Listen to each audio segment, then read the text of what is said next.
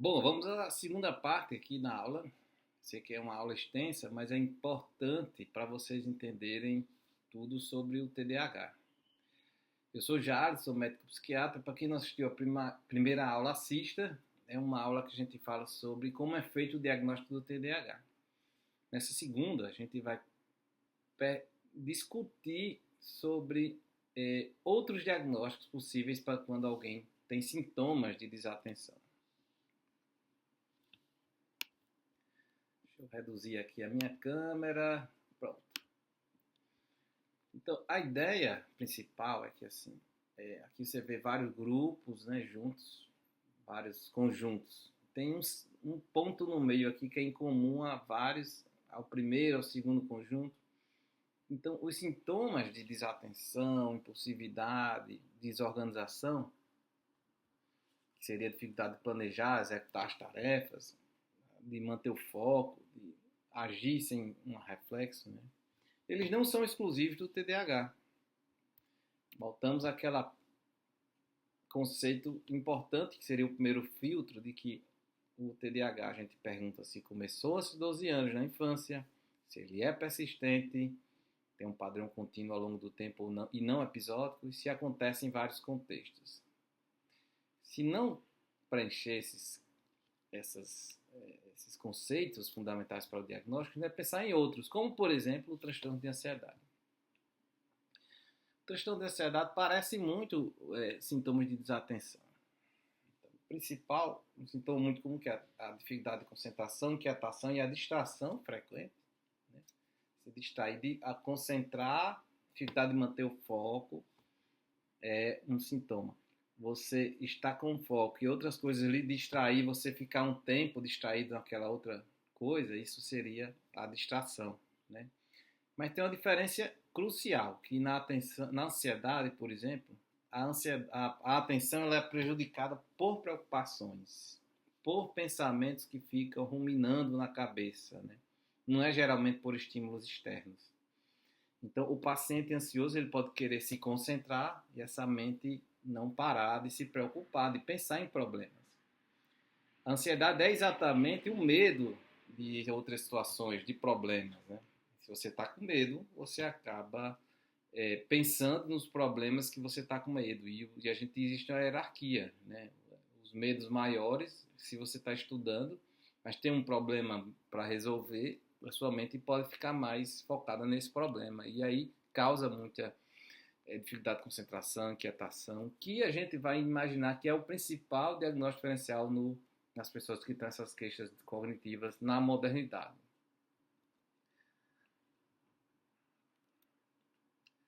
Então, vamos dar um exemplo aqui de um caso de ansiedade.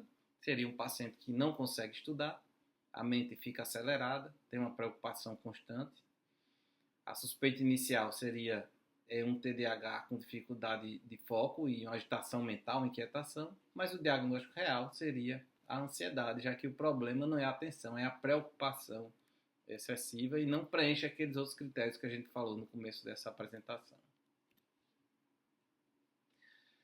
Depressão é outra doença que também pode mimetizar. Nem sempre a depressão ela vem acompanhada por uma tristeza profunda, por um desânimo tão comum, mas a pessoa pode ter uma dificuldade de concentração. A lentificação dos pensamentos é muito importante e aí vem os esquecimentos também com muita frequência. O que vai fazer a diferença nesse diagnóstico é que os sintomas eles vão aparecer durante esse período deprimido, né? Ele não é uma coisa da vida inteira, ele começou depois de um tempo para cá, em um período em que a pessoa também está com sintomas depressivos. No TDAH, essas dificuldades seriam desde a infância, independente das alterações de humor. Transtorno bipolar.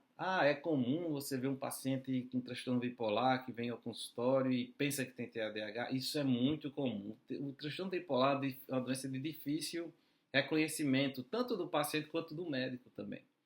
E aí, nas fases de mania ou de hipomania, as pessoas ficam muito distraídas, uma distraibilidade, na verdade, muito alta. E aí tem, além da distraibilidade, da dificuldade de concentração, a pessoa vai ter muita impulsividade, agitação, inquietação, não conseguir fazer uma coisa só ao mesmo tempo, e aí sim a distração e a dispersão. Mas a diferença essencial é que no transtorno bipolar esses sintomas são marcados por episódios, né? Então associados a essa alteração do humor, da euforia, da grandiosidade, da irritabilidade extrema. E no TDAH não. Então imagina um paciente que vem, um caso clínico que tem apresentado muita energia, fala acelerada, muita impulsividade, seja de compras, de fala, de sexo, impulsividade com relação a drogas, né? E aí a gente pode suspeitar, ele está agitado, impulsivo, dificuldade de concentrar, será que o meu TDAH começou agora? Não, esses sintomas são marcados por um episódio associado a uma alteração de humor também. Uso de substâncias, quantas e quantas pessoas? Aqui é um tema para uma aula inteira seria, né?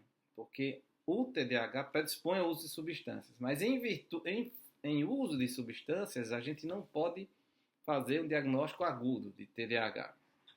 Mesmo que a pessoa tenha sintomas ao longo da vida, né?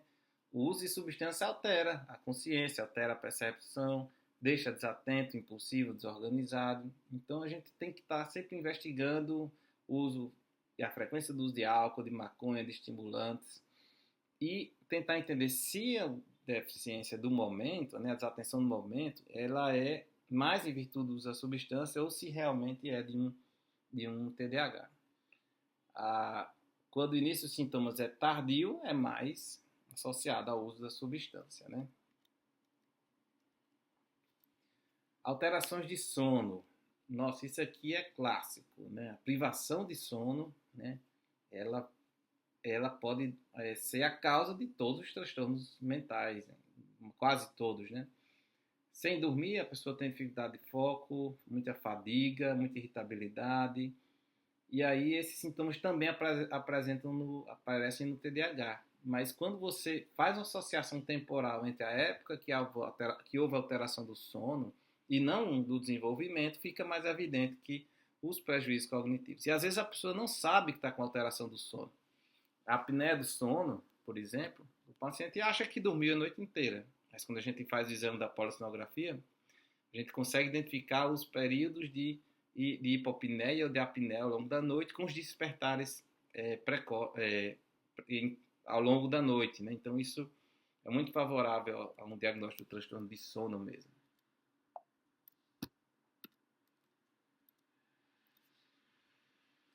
E também os transtornos de aprendizagem. Quem tem dislexia, quem tem descalculia, quem tem transtorno do desenvolvimento da linguagem, vai ter muita dificuldade de manter a atenção porque nem tem motivação. Então a gente vai encontrar uma desatenção nas tarefas específicas, o baixo rendimento acadêmico, e aí vem a frustração com leitura, com matemática, porque tem um transtorno de aprendizagem, né? A diferença fundamental, então, é qual? É que o prejuízo é restrito mais ao contexto escolar e aos domínios específicos. Ele não é generalizado como no TDAH.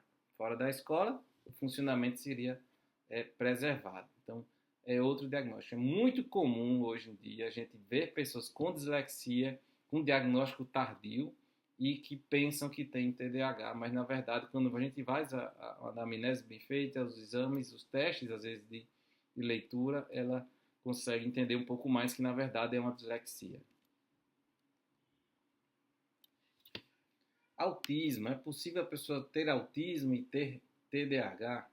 Olha, existe uma certa controvérsia nessa questão. E o autismo ele compartilha muitas características com o TDAH. É uma doença do desenvolvimento também. Talvez seja mais difícil da gente... Mas vamos pensar aqui em semelhanças, como a dificuldade de socialização, desorganização, dificuldade de atenção. Só que no autismo, o déficit de comunicação social ele é qualitativo, ele não é quantitativo. A pessoa não tem muita socialização, pouca socialização. Ela não tem a socialização adequada. É um déficit qualitativo, né? Ou seja, na capacidade. Né? E também tem outros sintomas, como o padrão restrito repetitivo de comportamentos, interesses, as ilhas de conhecimentos e as rigidez e dificuldades de mudanças.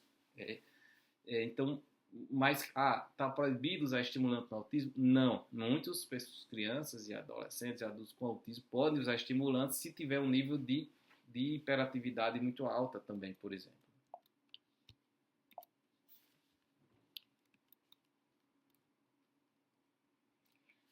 Outra, transtornos de personalidade. Isso é um diagnóstico super difícil, né? Mas especialmente o que a gente chama de personalidade borderline. Pessoas que podem ter muita impulsividade, desorganização, mas muita instabilidade emocional, pode confundir com o TDAH. E, na verdade, há uma comorbidade muito forte entre as duas. Então, esse diagnóstico, a gente vai pensar, assim, pessoas que exclusivamente têm muito medo de abandono, os padrões de relacionamento são sempre disfuncionais, a identidade é instável, é difusa, tem automutilação, comportamental destrutivo, mais critérios para o transtorno de personalidade borderline. Mas isso não impede que a gente investigue também os outros sintomas do TDAH ao longo da vida.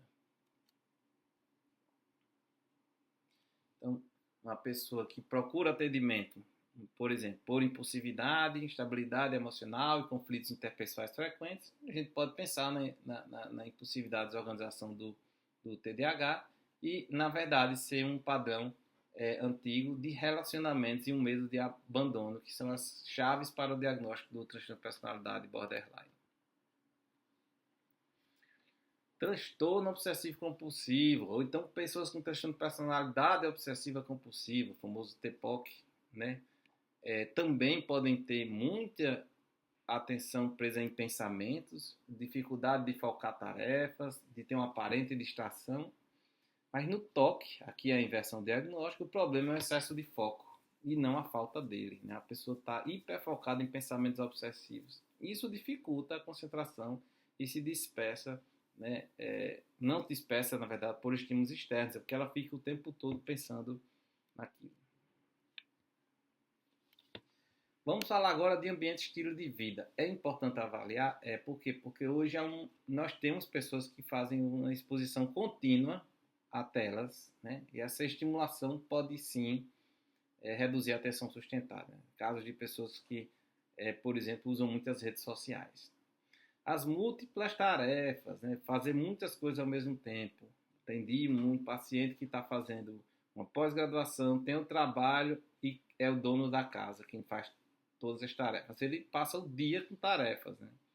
Uma outra que recentemente veio, que também sai de casa às 5 da manhã, chega às 7 da noite, cansada, né? Fazendo muitas, é muito difícil. E o que na internet aí, eu deixei esse termo porque é um termo da internet, que estou dando aula para pessoas que estão na internet, que seria as recompensas imediatas. Então, redes sociais, entretenimento digital, drogas,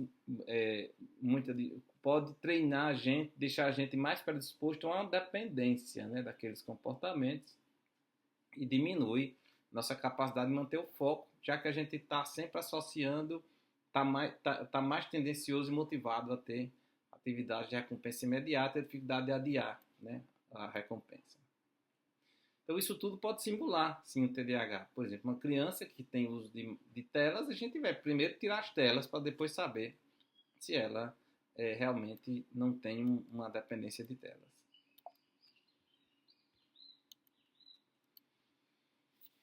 Então, a regra de ouro se começou na vida adulta, pense primeiro nos sintomas, nas causas mais comuns antes de considerar TDAH, como ansiedade, depressão, o contexto de vida que ela está inserido, e pense em TDAH depois de excluir todas essas hipóteses.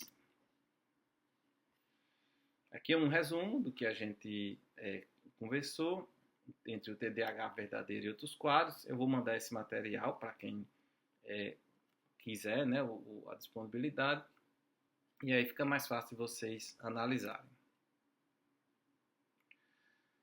Para concluir, o diagnóstico de TDAH ele não começa quando você reconhece os sintomas, ele tem que começar quando você exclui as outras coisas, né?